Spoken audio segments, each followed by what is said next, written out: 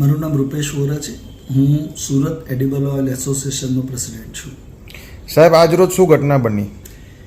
આજ રોજ અમને એવી માહિતી ગઈકાલે મળી કે લિંબાયત વિસ્તારની અંદર મોટા પ્રમાણમાં ખાદ્ય તેલોમાં એડલ્ટ્રેશન થઈ રહ્યું છે અને ડુપ્લિકેશન એનું થઈ રહ્યું છે અને એની અંદર અયોગ્ય તેલો લોકો દ્વારા વેચાણ કરવામાં આવી રહ્યું છે અને એની થોડી ડિટેલ મળી. એક જાગૃત નાગરિક તરીકે અને એક વેપારી એસોસિએશન રીતે અમે લોકોએ નક્કી કર્યું કે આપણે એ બાબતમાં ઘટતું પગલાં લેવા જોઈએ, જેથી ડીસીપી ઝોન 2 ભગીરથ સાહેબને, ગઢવી સાહેબને અમે સંપર્ક કર્યો અને સાહેબે વાતની સંવેદનશીલતા જાણી અને તરત જ અમને કહું કે આ બાબતમાં જે કોઈ સપોર્ટ જોઈશે એ અમે પ્રોવાઈડ કરશું. અમે આજ સવારને એમની પાસે પોલીસ માંગી તો એમણે પોલીસ આપી.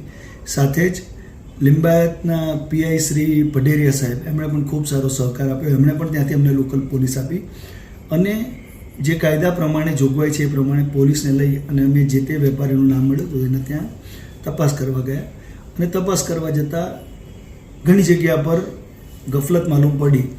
8 જેટલા વેપારી ત્યાંથી ડુપ્લિકેટ તેલો અમને મળ્યા છે, જેની અંદર 200 થી 250 જેવા એની ઉપરના સ્ટીકર્સ છે કે 200-250 જેવી કેપ્સ્યુલ્સ એની ઉપર જે ડબ્બા પર લાગતી હોય છે તે મળી. લગભગ 50 થી 60 ડુપ્લિકેટ ડબ્બા પણ મળ્યા છે, જે લિંબાયત પોલીસ સ્ટેશનમાં પોલીસે પોતાના કબજામાં લઈ અને આગળની કાર્યવાહી હાથમાં ધરી છે.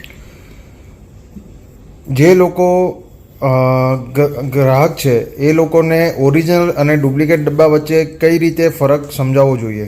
જો આપ સામાન્ય નાગરિક તરીકે આ બધાની ફરજમાં પણ આવે છે અને હું આપના માધ્યમથી ખૂબ મને આનંદ થશે જણાવતા માટે, કોઈ પણ ગુજરાતની અંદર ખાદ્ય તેલનો નવો ડબ્બો જે આપ ભરવા માટે, ખાવા માટે નવો ડબ્બો લો છો, એની અમુક સાઇન છે.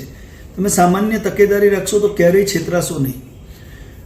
લોકો ડુપ્લિકેટ કરે, પરંતુ જે કોઈ નવા ડબ્બા ધારો કે કોઈ પણ બ્રાન્ડના આવતા હોય, આ હું અહીંયા મારી પાસે એક ડબ્બો છે તિરુપતિનો, પણ હું આ તિરુપતિ એકલાની નહીં, ફોર્ચ્યુન, ગુલાબ, વિમલ, કોઈ પણ સ્ટાન્ડર્ડ બ્રાન્ડની જે ગુજરાતમાં વેચાય છે એની વાત કરું છું, એની અંદર આ રીતે એમ્બોસ પ્રિન્ટ આવે. જે બ્રાન્ડ હોય એ બ્રાન્ડનું એમ્બોસ પ્રિન્ટ આની અંદર હોવું જોઈએ.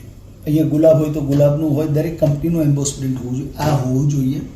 બીજું કે એની ઉપરની જે કેપ્સ્યુલ છે, અહીંયા જરા ફોકસ કરજો, આ કેપ્સ્યુલ છે. જે ડુપ્લિકેટ ડબ્બા હોય, કેપ્સ્યુલ ઓરિજિનલ ન હોય તો આને ઘસવામાં આવે તો આ વચ્ચે જે નામ લખેલું છે, ભલે તે ગુલાબ લખ્યું હોય, ફોર્ચ્યુન લખ્યું હોય, ગમે તે લખ્યું હોય, તો એ નામ નીકળી જાય. ઓરિજિનલ ડબ્બાની અંદર આ નામ નહીં નીકળે. એટલે કે ડબ્બો ડુપ્લિકેટ કરવાવાળા. અને ત્રીજી વસ્તુ, જ્યારે આપ ડબ્બાને જુઓ તો ડબ્બાના ફિનિશિંગ પરથી જ આપણને ખ્યાલ આવી જશે કે આ ડબ્બો રીપેક થયેલો છે, ફ્રેશ છે. ફ્રેશ ડબ્બાનું ફિનિશિંગ આખું અલગ જ આવતું હોય, એની ચમક અલગ જ આવતી હોય. આ ડબ્બાને એકવાર વાપર્યા પછી આપણે વેચીએ અને એને રીફિલ કરવામાં આવે તો એની શાઇનિંગ પણ ઓછી થઈ જતી હોય છે, એનું લાઈફ પણ ઘણી ઓછી થઈ ગઈ હોય છે અને એની ઉપર ડર્ટ્સ ને એનાથી આપણે ખ્યાલ આવી જ જાય છે કે જેથી કરીને આ ડબ્બો ડુપ્લિકેટ છે. એટલે ખાસ મારા ગ્રાહક મિત્રોને કહેવું કે જ્યારે પણ કોઈ પણ ડબ્બો ખરીદો, કોઈ પણ સ્ટાન્ડર્ડ બ્રાન્ડ હોય, એમના ત્યાં ટીન્સનું મેન્યુફેક્ચરિંગ ઇનહાઉસ હોય તો એની અંદર આ પ્રકારના એમ્બોસ હોય, કોઈ પણ બ્રાન્ડ હોય તો એની અંદર ચેક કરીને જ લેવું. એમ્બોસ પ્રિન્ટ ના હોય તો એ ડબ્બો ઓરિજિનલ નથી એવું લગભગ માની શકાય છે. શું કોઈ કંપની જૂના ડબ્બામાં તેલ ભરીને આપે છે? બ્રાન્ડેડ કંપનીઓ મોટાભાગે જૂના ડબ્બામાં તેલ ભરી નથી આપતી. તેલ જે જૂના ડબ્બા છે અહીંયા લોકલ ટેનિંગ પ્લાન્ટવાળા ભરતા હોય છે. બ્રાન્ડેડ કંપનીઓ ક્યારે પણ રિફિલ એ નથી કરતી હોતી. એ લોકોના ત્યાં નિયમ જ છે ટીન પ્લેટ મંગાવ્યા પછી, કારણ કે આઈએસઓના નોર્મ્સ પ્રમાણે એ લોકોએ ફૂલ હાઇજીન મેન્ટેન કરવું પડે. એટલે ડબ્બો હોય કે તેલ હોય, બેમાંથી કોઈ પણ હ્યુમન ટચ ન થવું જોઈએ ઓર રીયુઝેબલ ન હોવું જોઈએ. એ ફૂડ એન્ડ ડ્રગ ડિપાર્ટમેન્ટનું નિયમ છે અને એકોર્ડિંગ ટુ લો 2011 પછી સરકારનો કાયદો એવો લાગ્યો છે કે જૂના ડબ્બા ન વેચી શકો. આપણા ત્યાં હજી વેચાણ છે, પણ કાયદેસર રીતે જૂના ડબ્બા વેચાણ પર પ્રતિબંધ છે. એટલે કોઈ પણ જે સ્ટાન્ડર્ડ કંપની છે એ જૂના ડબ્બામાં લેબલ લગાડીને ન આપતા હોય.